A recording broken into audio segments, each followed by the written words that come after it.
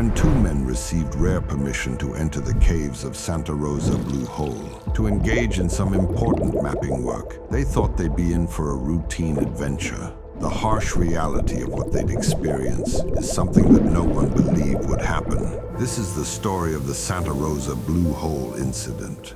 About 100 miles east of Albuquerque, New Mexico, is the little town of Santa Rosa, off the famous Route 66 highway in the western continental United States. In it, there's this little natural springs that's a popular spot for locals and tourists. And at first glance, it looks like an ordinary pond, but that couldn't be farther from the truth. On the surface, there's trees, rocks, and the pond itself, but one glance will tell you everything you need to know about its true nature. The water is a distinct dark blue and insanely clear, obviously making it in actuality very deep. With that in mind, it also makes Santa Rosa one of the most popular sites for divers in the country, with a total width and depth of around 80 feet. This raises a question: if it's just a hole, then how can the water be so clear and stay this way after people use it so heavily? This is because the Blue Hole is actually what is known as a natural artesian well, which is a spring that has water pushed into it from underground caverns. With the pressure of the earth pressing against the water with so much force, it can refill and refresh itself in a matter of several hours. To put this into perspective, the recorded rate of the water is at around 3,000 gallons per minute, which is enough to fill an Olympic swimming pool in under 3 hours. The Santa Rosa Blue Hole is plentiful enough to host many swimmers and divers, and if you're experienced enough to take a trip to its bottom, you'll find some interesting sights. Now, of course, there's the typical boulder, maybe some litter, and with little surprise, some oddities like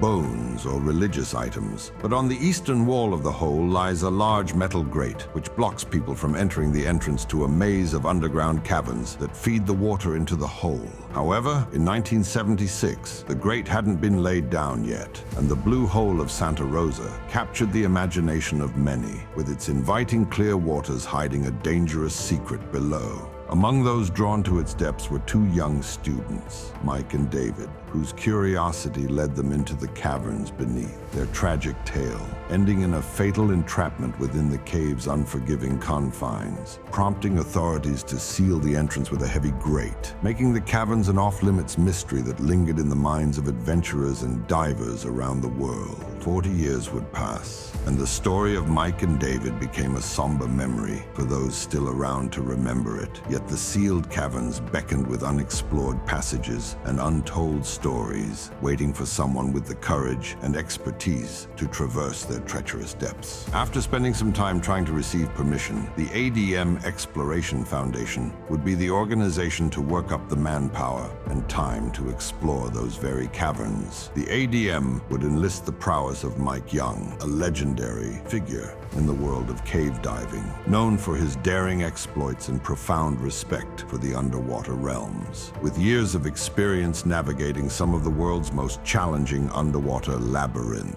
Mike was no stranger to the perils and promises of his line of work. Alongside him was a Navy diver and Florida entrepreneur, Shane Thompson, who also possessed formidable skills and a shared passion for the unexplored. Together, they represented the pinnacle of diving expertise, a team capable of facing the mysteries of the silt-laden caverns. The ADM Exploration Foundation, recognizing the need to understand and document the cave's structure, requested plans and permits to map the caverns, hoping to learn from the past and safeguard future divers. The operation, later led by Mike Young himself, was not just a scientific endeavor, but a personal journey for him and Thompson both. Together, they dove beneath the surface and descended to the entrance against the eastern wall. Like most natural springs, water didn't feed there directly, having over millions of years eroded away the most loose and soluble of rock and material in a random pattern before feeding into the Blue Hole.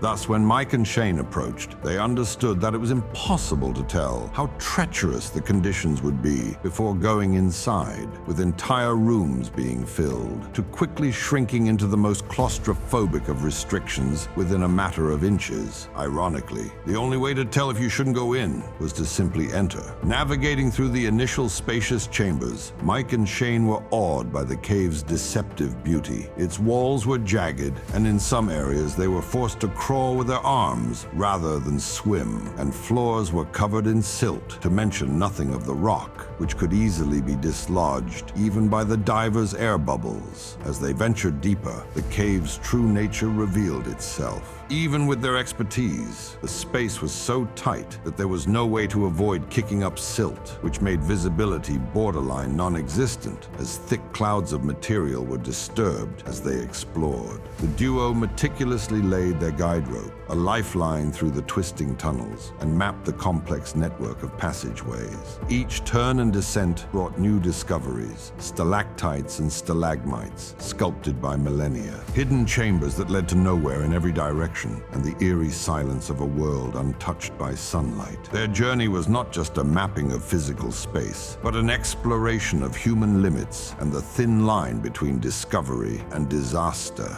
Eventually, they came upon another narrow restriction, only reasonably big enough for one of them at a time. And being that this had been the planned depth limit on the second day of mapping, Mike put his hand up in front of Shane to signal him to wait. After giving the word, Mike squeezed through the rocks until neither he nor Shane could see one another. From there on, the cave was even more dangerous. And once Mike had reached the end, he thought to himself that the cavern was the exact kind of place that should be filmed. Yet even after turning back for the camera on Shane's person, the space was so tight that no matter how careful he was colliding with rock and kicking up silt. With this in mind, it made his journey even more confusing when, despite being far from where he left him, Mike ran headfirst into Shane. Shane had decided to go against their initial plan and explore more of the cavern behind Mike without telling him. By the time the two ran into one another, Shane had already gotten himself stuck and was beginning to lose his nerve.